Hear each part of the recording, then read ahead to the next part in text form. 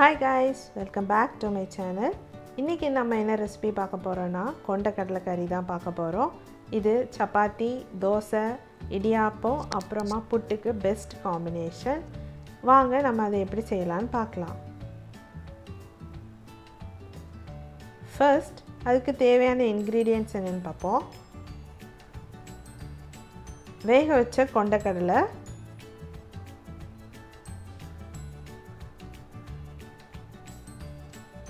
மஞ்சள் தூள், மிளகாத்தூள், மல்லித்தூள், கரம் மசாலா தூள்,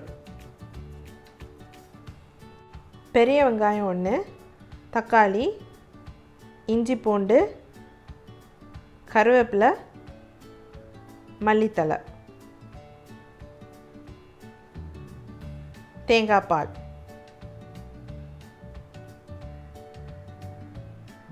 ஃபர்ஸ்ட் ஒரு பேனை ஹீட் பண்ணிக்கோங்க. அதில் ஆயில் ஆட் பண்ணிக்கோங்க.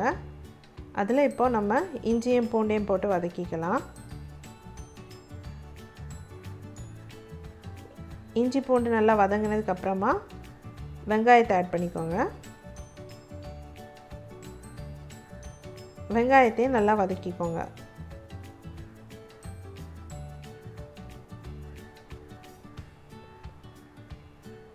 வெங்காயம் நல்லா வதங்கினதும் தக்காளி ஆட் பண்ணிக்கலாம்.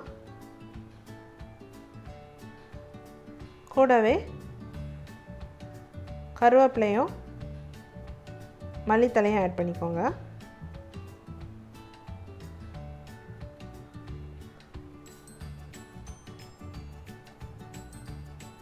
நல்லா வதக்கிக்கோங்க. நல்லா வதங்கினதுக்கு அப்புறமா அதில் மஞ்சள் தூள் ஆட் பண்ணிக்கோங்க. மிளகாத்தூள், மல்லித்தூள், கூடவே கரம் மசாலா தூளையும் ஆட் பண்ணிக்கோங்க.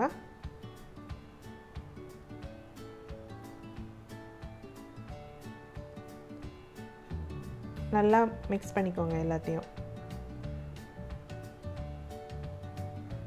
இப்போ கொஞ்சமாக தண்ணி ஊற்றி அந்த ரா ஸ்மெல் போகிறது வரை நல்லா குக் பண்ணிக்கோங்க. மசாலாவோட ரா ஸ்மெல் போகணும். ஸோ நல்லா குக் பண்ணிக்கோங்க.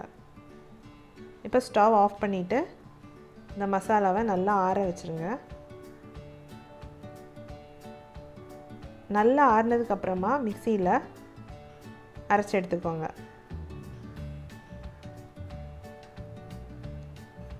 இப்படி ஃபைன் பேஸ்ட்டாக அரைச்சி எடுத்துக்கோங்க.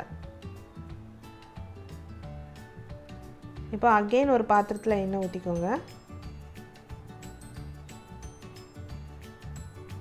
எண்ணெய் சூடானதும் கடுகு ஆட் பண்ணிக்கோங்க. கடுகு நல்லா பொரியட்டும். கடுகு பொரிஞ்சதும் கருவேப்பிலை ஆட் பண்ணிக்கோங்க. கூடவே அரைச்சி வச்சுருக்க மசாலாவை ஆட் பண்ணிக்கோங்க.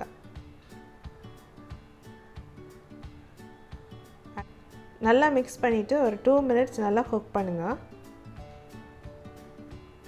இப்போ அதில் நம்ம கொண்டைக்கடலை ஆட் பண்ணிக்கலாம். கொண்டைக்கடலை வேக வச்ச தண்ணியோடு ஆட் பண்ணிக்கோங்க. தேவையான அளவு உப்பு ஆட் பண்ணிக்கோங்க. எல்லாத்தையும் நல்லா மிக்ஸ் பண்ணி விட்டுக்கோங்க. ஃபைனலாக தேங்காய் பால் ஆட் பண்ணிக்கோங்க. ஆட் பண்ணிவிட்டு ஸ்டவ் ஆஃப் பண்ணிடுங்க. இப்போ மேலே கொரியாண்டர் லீவ்ஸ் போட்டு இறக்கிக்கோங்க. டேஸ்டியான சென்னா மசாலா கறி ரெடி ஆயிடுச்சு. எல்லோரும் ட்ரை பண்ணி பாருங்கள். என் ரெசிபிஸ் உங்களுக்கு பிடிச்சிருந்துச்சுன்னா என் சேனலை சப்ஸ்கிரைப் பண்ணுங்கள், லைக் பண்ணுங்கள், ஷேர் பண்ணுங்கள். தேங்க்யூ.